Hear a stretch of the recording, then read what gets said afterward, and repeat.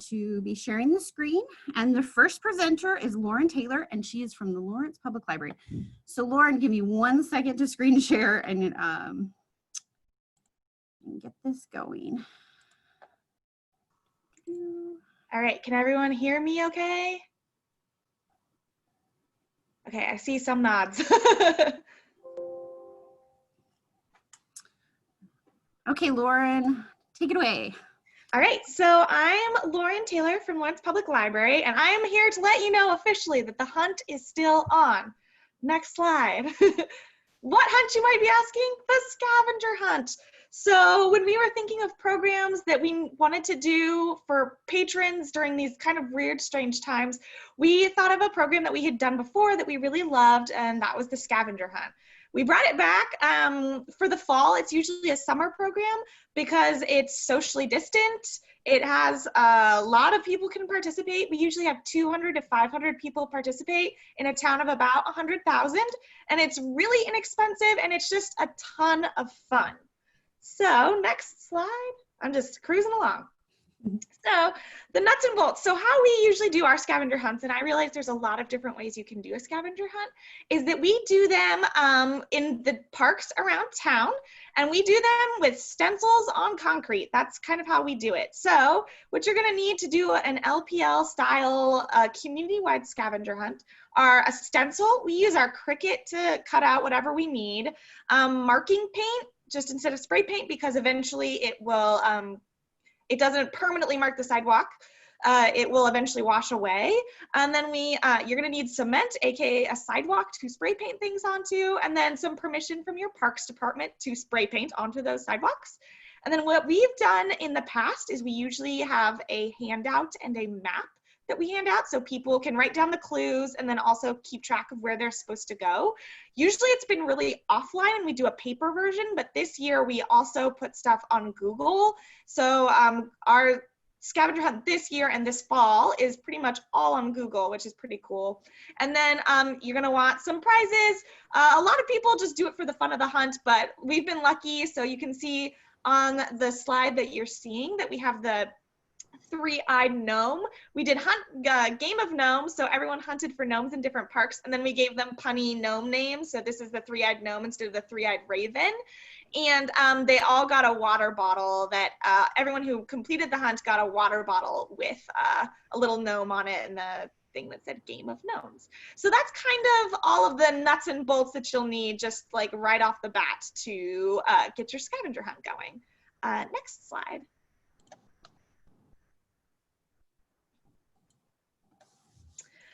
So how we make it work and how we make them really successful, so these are just kind of the extras that make it happen, is that we find a theme that resonates. So the Game of Gnomes was from 2017, and that was really fun because Game of Thrones was really popular and people loved it. This year we're doing a spooky scavenger hunt. So you can see on the picture there's a ghost on the concrete, and it's kind of a two-part hunt this year, which is we have we hid the ghosts, and the clues are parts of speech, and then we had a local author pair with us, so everyone's gonna get a Mad Lib that's sent to their email, which is really cool. So the local author, Natalie Parker, she wrote the email, she wrote the Mad Libs, and one's about zombies and one's about a haunting in the river, kind of. Make sure that you make it hard, but not too hard. We always put our stencils on well-traveled concrete paths. If you were going to up the difficulty, you could put them in weird places, but usually we do for our hunts, like the scavenger hunt this fall, we hit 13 parks, 18 different ghosts. So that's a lot for people to try and look for. And you're driving around to all these different places. So we try and make it not too hard once you get there. And then make sure you take pictures once you put the ghosts on the concrete, because people are going to call your library and ask for hints about where they are. And this kind of also goes along with ensure that all of your staff has access to the documents. We usually run these scavenger hunts out of the youth services department, and sometimes we do it as concert with a couple of other departments, but those departments aren't the only ones that are always manning the phone. So make sure that everyone has access to those documents so that when people call in and say, oh, I'm in this park, I have no idea where this ghost is, that you can direct them to the right place. And you have about 45 seconds, 45. Excellent. So then actually Google, I'll just wrap up with saying for a socially distant scavenger hunt, Google was our friend. We were able to pin everything on maps together. We were able to put a form together where everyone could put in their answers, and then the form completes and then emails them a PDF of a Mad Lib. So that was really cool. And there's just a lot of different ways that you can use Google to make it really work. And then the last slide has my contact information. So you can feel free to email me if you need have any questions. I know 5 minutes is kind of a whirlwind, and I can send you anything, including what maps look like or anything else if you have questions about putting on your very own scavenger hunt. Thank you guys so much. Thank you, Lauren, so much. And again, there is a digital handout in that presentation folder, and then also a PDF of this presentation if anyone attending wants to flip back through that. Great job, Lauren. That was really informational.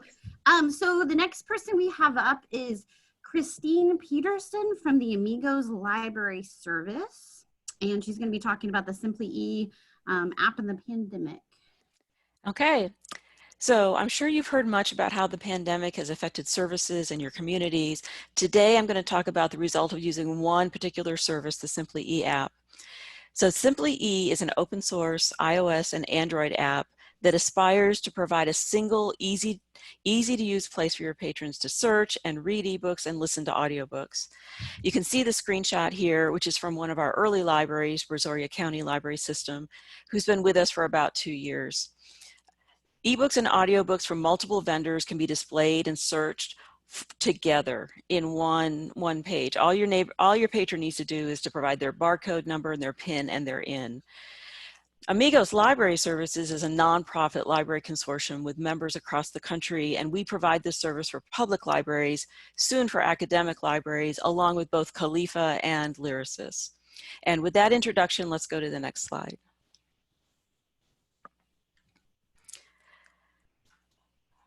My mistake. Okay, so, excuse me. Libraries closed, staff were laid off, even fired.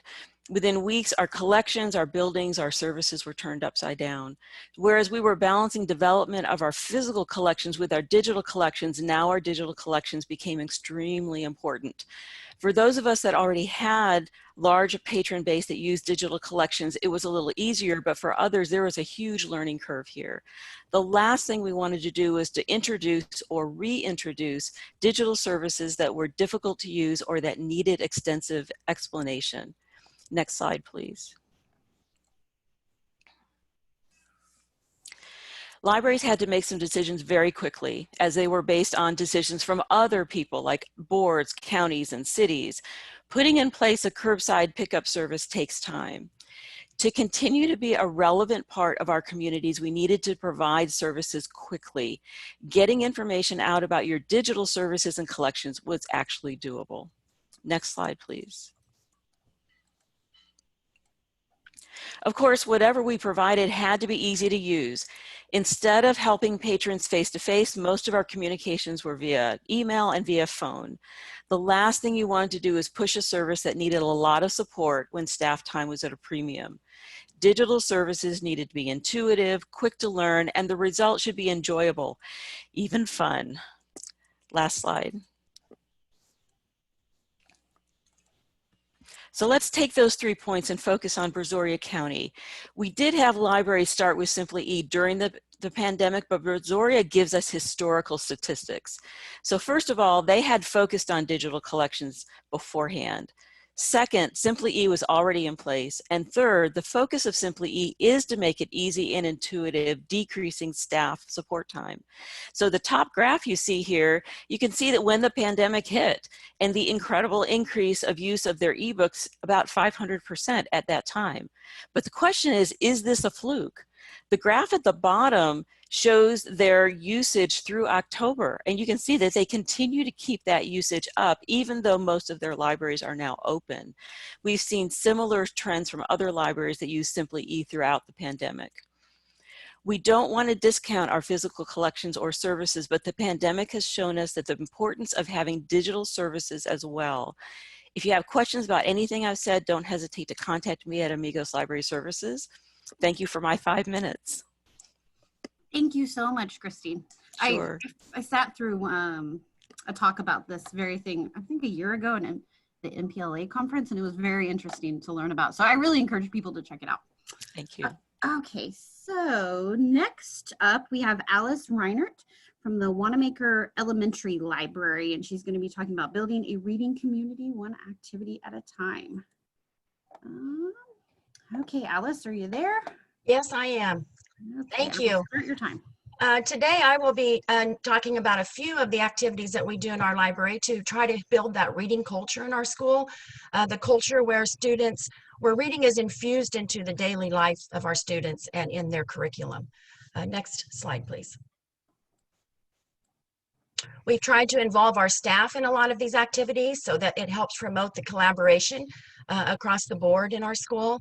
And of course, reasons to build a reading culture range from it exercises our brain, builds concentration, develops child's imagination, and of course, it's fun. Next slide, please. One of the activities we do is a potato character contest at Halloween time, or we've also done the pumpkin contest. Students love that, and it's fun for them to try to model it after a book character. One of our favorite contests of the students has been Pets Caught Reading Contest, and students have gone through a lot of treats trying to get their pets to cooperate, is what they tell me. The bookmark design contest, we collaborate with the art department in designing bookmark contests each fall, and the whole school votes, the staff votes on the winners. Everybody gets a participation card and their bookmark laminated and returned to them. Battle of the Books, we do the last week of school. It's open to 4th, 5th, and 6th graders. We use the current William Allen White titles to model our questions after, and that is a big competition in our school. November is Picture Book Month, and we do a big month-long celebration. We have a mystery poster out in the hallway. Every time a student reads a picture book, they put a sticker on the poster, and we see it come alive. The students don't know what it is when we start out. We involve the staff with this. We put their favorite picture books on a display on the wall, and then we feature the teacher's favorite books. We pull their favorite book, put their Mrs. Reinert's favorite read, and we put it on the shelf, and the kids love checking out the staff's content or favorite picture books. I do a lunch and listen during November where students can bring their lunch to the library, and I read picture books to them while they enjoy their lunch. Summer Reading Challenge, we have the William Allen White Challenge and the Bill Martin Jr. Challenge. Students that accomplish those, we have an ice cream and brownie party at the end. Next slide, please. In-person and virtual author visits, we do several of those throughout the year. I try to get in on those free author visits when I can. Mystery Skypes, we have a buddy class around the United States, and we try to guess where each class is from, and we do that through Skype. Kids love that. Biography buddies, students take a 2-liter bottle of pop and model it after build it to look like one of the biographies that they've read, and we display those in the library. March Book Madness is an international contest. It's set up like the Final Four or the basketball contest. It's an online bracket style tournament that matches books in one-on-one games. We vote by the Google form, and the bracket is updated weekly. Student-led book club, we meet before school, and it's led by my 5th and 6th graders. And we read books all together and also of their own choice, and share titles and do lots of activities surrounding our breakfast book club. Poetry jam, during April, Poetry Month, I take the microphone to the lunchroom, and kids read their poetry that they've written. They read poetry that they've enjoyed from books that they've read. And that's a fun way for them to get to perform as well as read their favorite poetry. Bigfoot, we started at Halloween time last year, and he kind of stayed up on the wall all year. Kids loved him, and we decorated him to fit the seasons. Even Bigfoot likes books, we said, and we put his footmarks through the library. Changed him out with the seasons, changed out the book cover to match the season and the holiday, and students loved watching Bigfoot transform throughout the year. And the last activity. 1 minute. Last activity is we did a reading poster for our staff, and they sent me their Bitmoji, and they were able to, and they still have them up this year. I see a lot of them still up where they advertise what book they're reading, and it helps spark conversations with their students. Next slide, please. I gave just a few details on each activity, but I've included resources here. A lot of the handouts that I've created, a lot of the things I use for these different activities, I've included in a Google Drive folder. World Read Aloud free author Skypes, I've included that link, how to do a mystery Skype, and March Book Madness links. So feel free to reach out to me if you have any questions. My contact information is to the left. Thank you. Thank you, Alice. I actually really love those biography buddies. I don't know. They just were so cute and funky. I could see just displaying it in my house later. Just like random authors around the house. Okay. So, I'm actually the next one. We didn't have as many librarians apply this year, and I felt like, oh, I need to fill some more librarian spots. I think it's because it all went virtual and people were nervous about virtually presenting a Spark Talk. Anyway, so I decided to present just quickly on staff field trips. And I want to give a shout out. I saw she was in here, Marianne from Newton, the director out there. She's actually the one who inspired this being a thing, because her library came down to look at our building. They've been looking at a building construction project. And so they rented a van or something and came and visited us. And I thought, yeah, that's a really good idea, just in general. It doesn't matter if you're having a construction project. You know, visiting libraries, you get so many great ideas. So, staff field trips. What is it? You know, what, why? So it is a day away from your library with the entire staff in attendance. I try, and it's a great way to stimulate new ideas for your home library. I will tell you, I have been in library systems where we have staff training day and we bring in a speaker and we sit in a room all day. And it is just a really long day of sitting. And so I just like the idea of getting out of our library. And I feel like we could actually learn more from looking at some other libraries than we could if we, like I said, sat in a room with one person in front of us. Something to consider when with the WHO is maybe invite board members. I know that when they were looking at their building project, Newton did, I think they brought a couple of their board members. I invited my board members, and they just because of their schedule, most of my board members are actually working professionals. They weren't able to come, but I did extend the invitation. I understand this wouldn't work necessarily when you talk about who, if you had maybe 100 person staff, but maybe if you had different smaller departments that broke out and went and visited different places, that would work out. We have a staff of, I think we've had 10 to 12 go on these trips. And I've usually, so I had to get a 15 passenger van. So let's go to the next slide. So where we've done 2 trips, and we've been doing them about every other year. If there wasn't a pandemic, we would do it this next spring. Probably not going to do it in the spring. It might be bumped out a year. But the true trips we've done, I know we have some Lawrence people in here. We did go to Topeka, Lawrence, and Emporia. And then in 2017, it was an awesome trip. We kind of made Lawrence our destination. Lawrence does such cool things. So but we wanted to hit Topeka, and then we kind of made a loop on our way back and went through Emporia. Then in 2019, we decided to go south. And so we went to Oklahoma City and then Stillwater. And so again, we're getting a little bit farther than just our natural kind of area where we might have local trainings. So these are libraries no one had been in. Well, I had been in the Lawrence because I went to KU, but none of the other people had been in Lawrence Public. So considerations, time of year, one of them had to be postponed because of snow and ice. But we usually have been aiming for around March, just because that's not around, it's not too close to our summer reading program. And, you know, I don't know, the fall with all the holidays and things, that just seems to be not a good time for people. So spring has been where we've aimed. We've also always chosen an in-service day for the schools, because I have usually about 2 teenagers on staff. And in the past, I've had people who have been like pairs at the school work part-time for me. So I try to pick a day like everyone can come. And so it usually tends to be in-service days. So I just put a brief, this is actually our actual itinerary from the trip from 2017. You know, we left at 7:30 a.m. in the morning. You know, we kind of, this is the email I sent to staff. We're going to, you need to clock in and use the restroom, and then we're going to leave. Then we landed at Topeka and Shawnee. We weren't there, you know, we were there an hour. I contacted those places and asked for a tour, and then we did questions and things. Then we did a group lunch, and both times I've always asked the local director, hey, you want to come out to lunch with us and chat with our staff? So we went to Lawrence. Brad came out, and I'm trying to think of the director down in Oklahoma. But anyway, I always try to, you know, it's a networking opportunity as well. And then on our way back, we didn't have as much time in Emporia, but then we got back home at 5:30. It was a pretty long day. But again, we're all in the same van, and it was some really good staff bonding as well.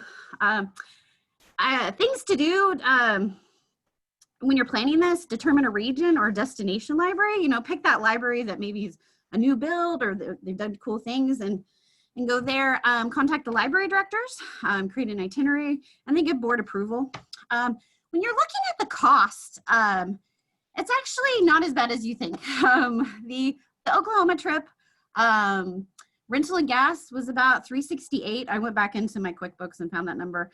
Lunch was $167 for 10 staff members. You know, we're paying staff for their time and some tolls. So we're looking about $555 for this trip.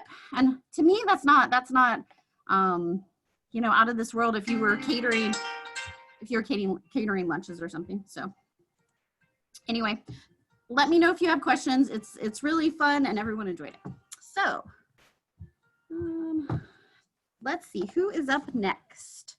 We have Mara Egerman maybe? Well, it's going to be Bill Schufrider from EBSCO, not Mara. Okay, I'm sorry. That's okay. Bill from EBSCO is going to be talking about the top 3 EBSCO tools to get you through the pandemic.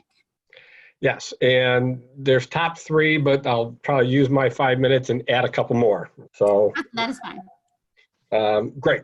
So go ahead and you can hit the slide. So you're ready for the next slide? Awesome. Yeah. So stacks is the first thing. Since many more people are not coming to the library and probably going to your website, stacks is a website design tool, a content management system, fully responsive in any device. There is an app for it as well. There is room bookings, seamless transition to turnkey integrations, room bookings, what's the other one?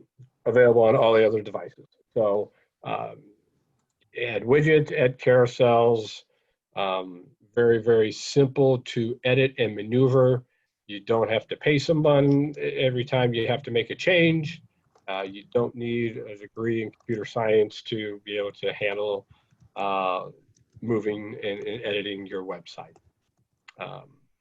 As of right now, I don't believe we have any sites in Kansas.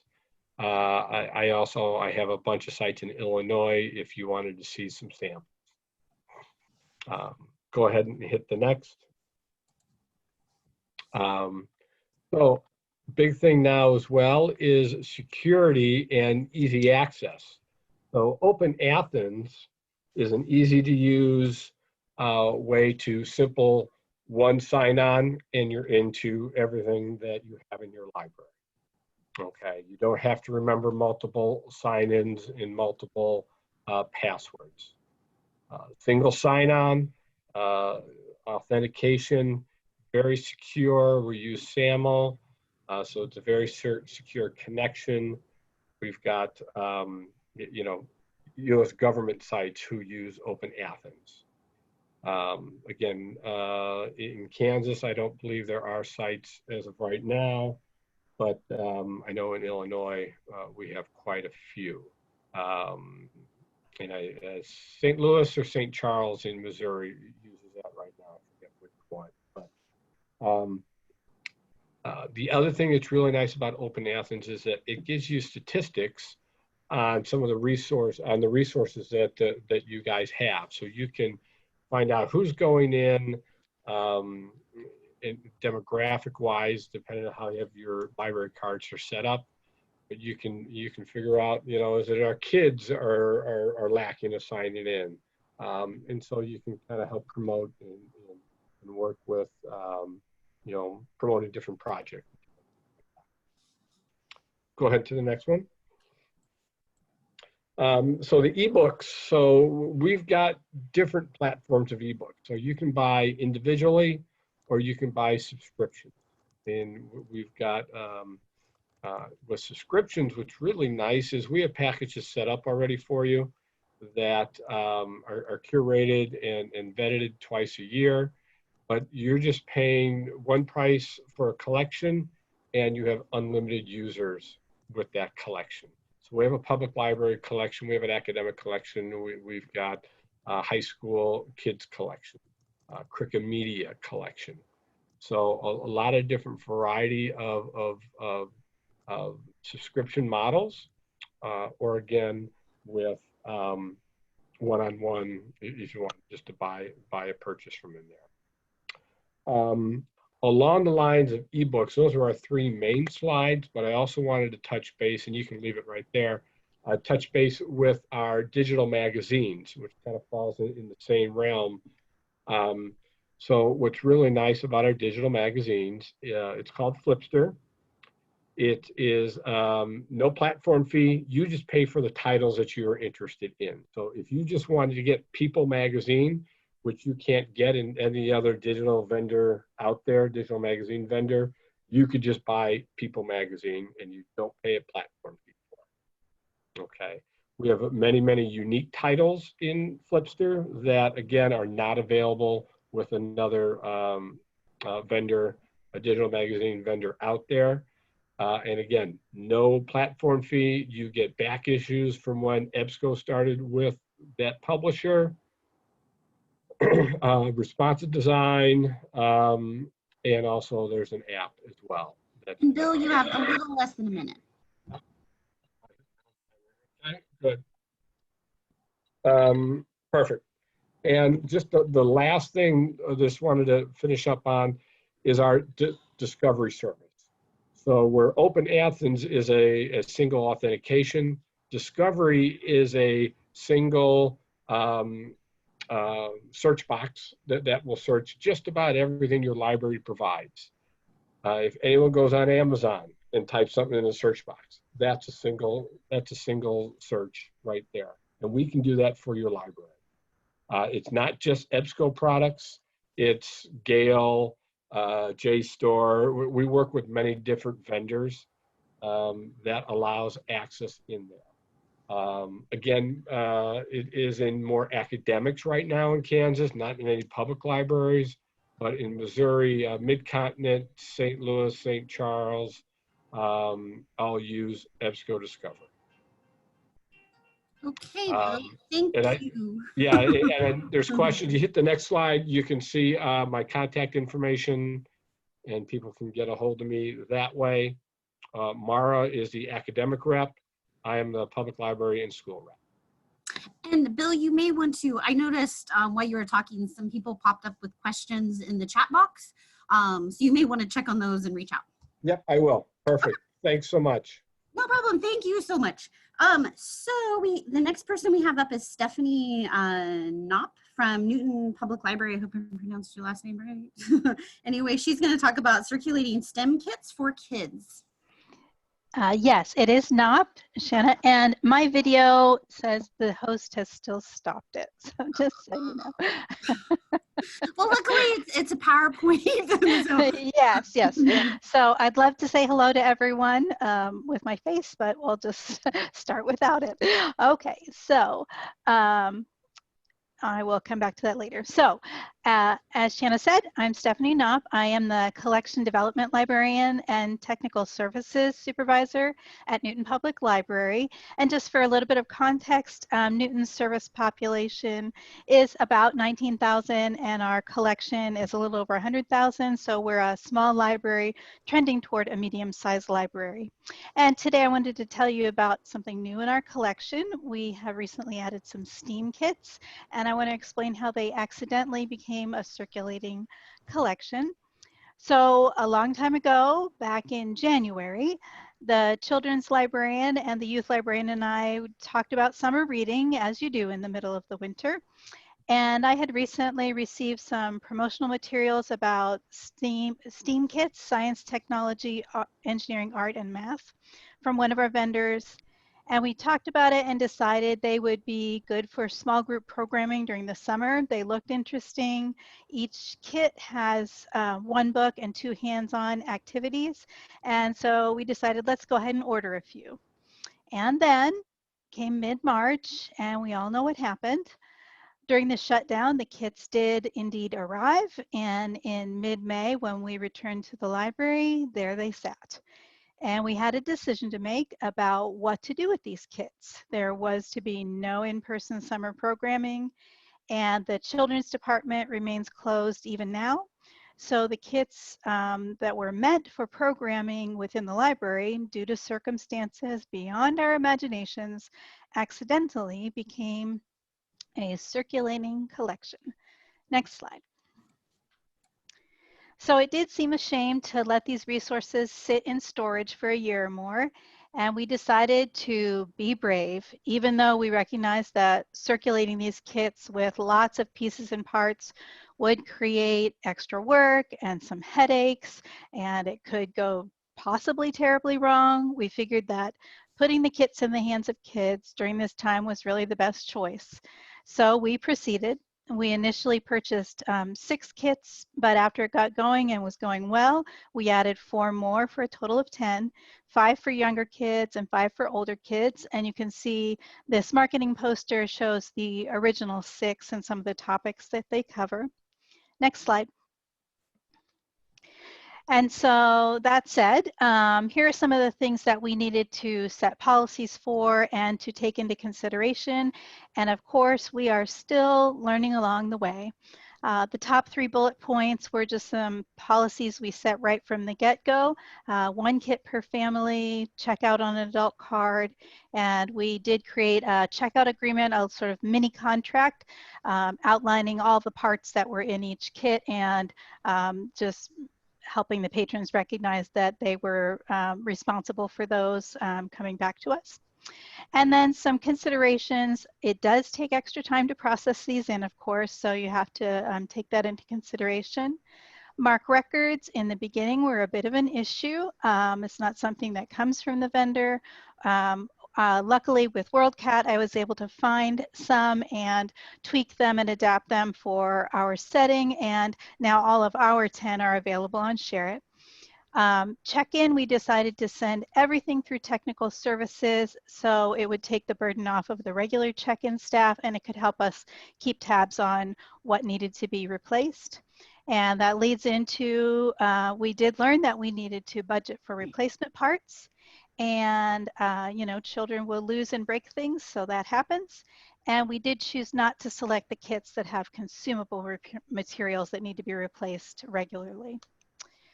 These did cost, of course, more than just buying books. So we wanted to ensure that they were being used. So we did some marketing. We had some posters. So we put some videos, posted those on our social media outlets. And of course, never underestimate the power of word of mouth. And these videos, we have saved them to our YouTube channel. So if you are interested in seeing what those look like and getting a closer look at the different kits, there are some short videos posted there on our channel. So as we released them, we were doing 1 or 2 as they were processed rather than an entire batch, since they do take some time. And so far it has been, minute. Sorry, okay. 1 minute. Thanks. So far, and I don't know if I said next slide. Have I done that? Okay. And so far, and we can go ahead and go to the next slide. Sorry about that. Okay, there we are. So, so far it has been a big hit. We've been circulating them since June for some of the earlier kits, and as late as late August for some of the later ones. And to date, as of this morning, they've circulated 49 times and counting. So to this point, we feel like it's been worth the extra effort. And feel free to contact me with any questions you have about our experience, or if you'd like to see a copy of the patron checkout sheets or any other questions. And I will just pop in here real quick and say hello. Thanks for listening. Thank you, Stephanie. That's awesome. I know families are desperate for things to do at home, you know, especially even now when things are not quite normal. Yes, indeed. Thank you. So the next, our last presenter is Lynn Carl from Follett and Baker and Taylor, and she's going to be talking about academic resources from their company. So Lynn, or I think I saw you were here earlier. That's right. Thank you. Lynn from Baker and Taylor here. And I really enjoyed all these informative presentations. Thank you. Lots of great ideas and innovations. As you see, our title is 5 Inspiring Ways to Engage Your User Populations.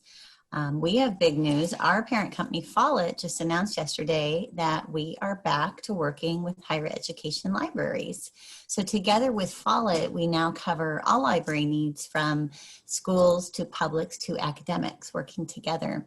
And we really are at Baker and Taylor a business of people. And as we've all alluded to this morning, people are about connections. And this is a very strange new world and landscape. And obviously connections present so many challenges, and we understand the pain you feel, and we feel it too. So we're here to support you in engaging your user populations. We want to support your libraries and your institutions with innovative, customer-driven development and tech, and budget-friendly services and solutions that enhance your workflow. And we'll go to the next slide. Oops, did we skip? We're going to cut it short. Oh, I'm sorry. Okay. So here are some of the ways we inspire and innovate. College and university libraries are adding our breakthrough technologies. Access 360 is one of them.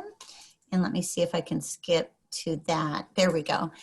Delivering e-content to remote readers on mobile devices or desktops. And our customers report an exceptional user experience with Access 360 because it's uniquely designed to support leisure reading content. And a key aspect of it is that we support subject-oriented content collections around contemporary issues such as diversity, equity, and inclusion, current events, popular reading, indie authors, course reserves, and others.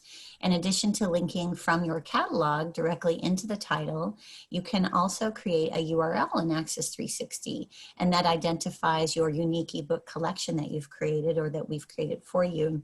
And then you can send that URL to professors, post it on the library website to promote the collection, and so on. So let's see what slide is next here, Miss Shanna. There we go. Okay, this is way number 2 that we inspire and innovate. Baker and Taylor is now partnering with PressReader, who's the leader in digital periodicals. And we're bringing unlimited multi-user access to 7,000 domestic and international newspapers and magazines from 160 countries, translatable into 18 languages, available through the Access 360 digital platform in the new year.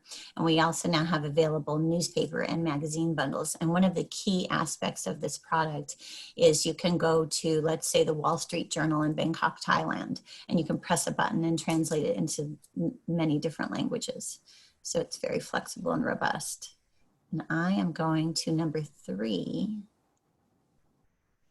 There we are. Many of you might be familiar with TitleSource 360. This is a single platform for management and acquisition of content, books, ebooks, e-audio, AV. You can read reviews, tables of contents, jackets, book annotations, and we also have enhanced carts now that allow you to collaborate with others, share carts with colleagues, manage multiple campuses or locations. You can create selection lists, slip plans, duplication control, integration with your ILS. It's a very flexible platform for libraries that increases workflow efficiencies. And then next slide.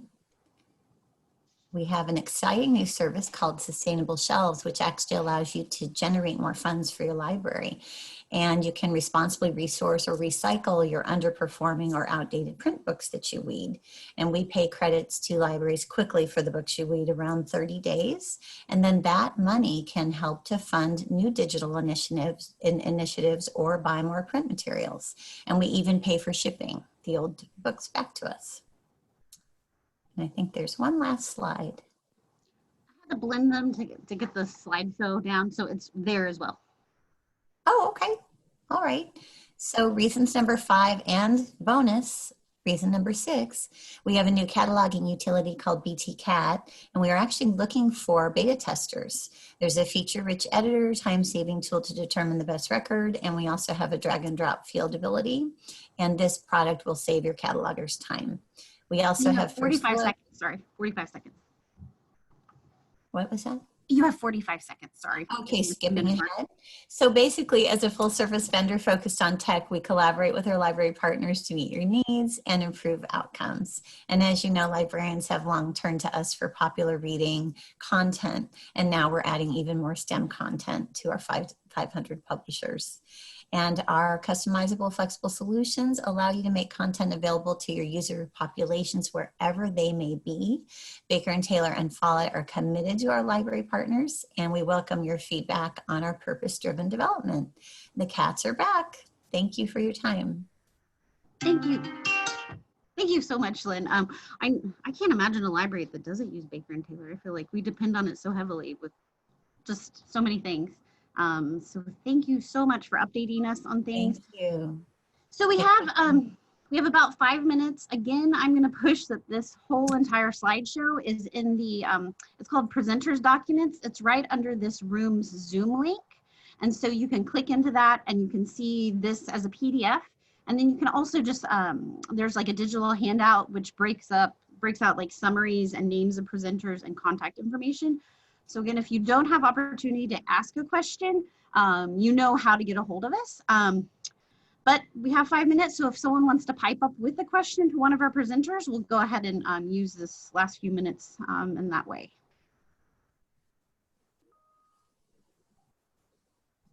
Any questions? There's a question in the chat box, and I think a lot of the questions have come through the chat, which has been really great to see. There is another Spark Talks this afternoon. We have different speakers and librarians. Yes, and it'll be another mix of librarians and vendors talking about their products or their things they're doing at their library. So it'll be another group of, I think there's 6 in that group. Any other questions?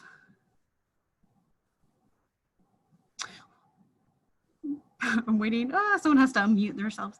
Well, I just want to thank everyone for coming. This year has been weird. I wasn't sure how the Spark Talks would turn out virtually, but I have to say that I think that it's gone, I think, as smooth as possible, as I could have expected. So thank you all for coming, and I hope to maybe host Spark Talks again next year, hopefully in person. So it was really wonderful to see all your faces and to see everyone here. Have a great day, everyone. Thank you. Thanks for hosting, Shanna. Indeed, no problem. Bye, guys. Bye.